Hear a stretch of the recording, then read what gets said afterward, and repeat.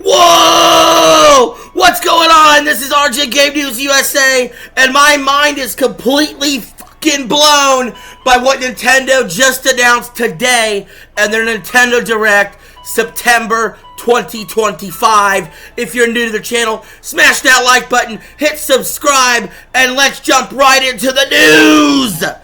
Alright, so, first of all, we've been waiting so long for a general Nintendo Direct. We thought, is it coming in July? Is it coming in August?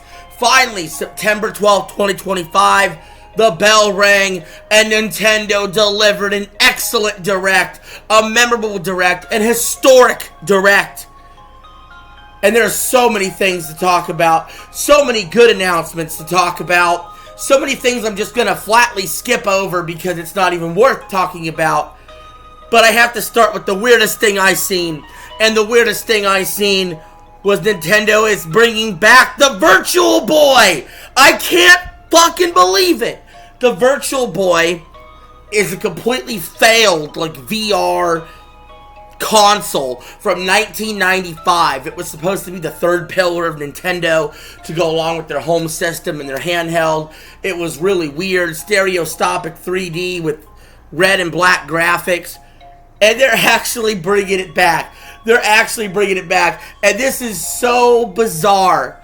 It is such, I would say it's a boneheaded decision, but everything Nintendo does lately is like just shitting out gold bricks, if you know what I'm saying. So, I mean, that's crazy. But that's not the only crazy thing that happened. Obviously, lots of crazy things happened. We found out the next Super Mario movie, as part of the 40th anniversary of Mario, is going to be a Super Mario Galaxy movie. And I am absolutely fucking pumped for this because some of the best scenes in the original Mario movie was when they were doing Rainbow Road, sort of a nod to Mario Kart in space, and then have most of the movie set in space for a Mario Galaxy movie is absolutely incredible. There were some other minor announcements too, like Super Mario Wonder is getting a Switch 2 edition, and some DLC and whatnot. But the big announcement when it comes to Mario's 40th anniversary, one of them is we're getting Mario Galaxy 1 plus 2 coming to the Switch 2 on October 2nd. Again, we're still waiting for that big 3D Mario. Maybe that's the holiday 2026 game now that I'm thinking about it. Because they haven't announced the brand new 3D Mario yet. So they're still not doing it. And that's fine, I guess. Now, look, I don't know how many times they're going to sell us Mario Galaxy. It was on the Wii. You could obviously backwards compat it on the Wii U. On the Switch, you had the Super Mario 3D All-Stars collection with Galaxy, but did not include Galaxy 2. They're reselling you Galaxy 1, but they're also including Galaxy 2. They added some bonus content in there. I am an absolute huge Mario fan, as you could tell. However, even I am side-eyeing Galaxy 1 and 2. I'm like, bro, I feel like I just played these yesterday. Give me something new. But it is still a nice announcement, to say the least. And then, I do want to talk about this game. Pleasantly surprised to see that Hyrule Warriors Age of Imprisonment is coming November 6th. Not early. I thought, based on winter 2025, it could slip into early 2026. No, Nintendo's planted their flag. It's November 6th. I absolutely loved the Dynasty Warriors / Nintendo crossover games, like the two Zelda ones they've had, the Fire Emblem ones. My favorite was Age of Calamity. This is sort of the follow-up to that. And I think it's going to be absolutely fucking terrific. Possible Game of the Year contender, maybe. Who knows? But November 6th. And then finally, we finally have a date for Metroid Prime 4 Beyond. It's coming December 4th. It made the cut just in the nick of time. It's coming in 2025, which means Nintendo has successfully were able to put out in 2025, within the first 6 months of the Switch 2's life, Mario Kart World, Donkey Kong Bonanza, Legend of Zelda Age of Imprisonment, and Metroid Prime 4. All should be Game of the Year contenders. All exclusive to the Nintendo Switch 2, or in the case of Metroid Prime 4, a game that can be played on the Switch, but your 4K 120 FPS version, the Switch 2. And then we have some new game announcements, mostly involving early 2026 titles. Starting with Mario Tennis Fever. And when I first seen the trailer, I thought, oh god, no. They're just going to announce Mario Tennis Aces Switch 2 Edition. Nope.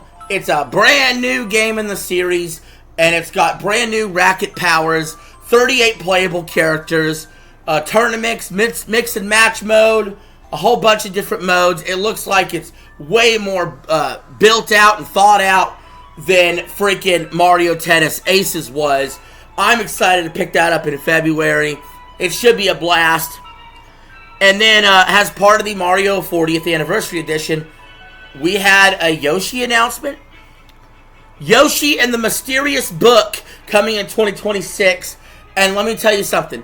I'm not the biggest fan of the Yoshi games like Yoshi's Island, Yoshi's Story, Yoshi's Crafted World, Yoshi's Woolly World. They're all good. They're all okay. They're all 7 out of 10 like. And maybe this game will fit in that category too.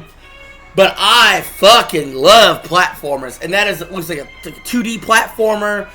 You know, Yoshi style. Kind of the game I've been craving. Because Donkey Kong was in 3D, right? We've got a lot of games go to 3D.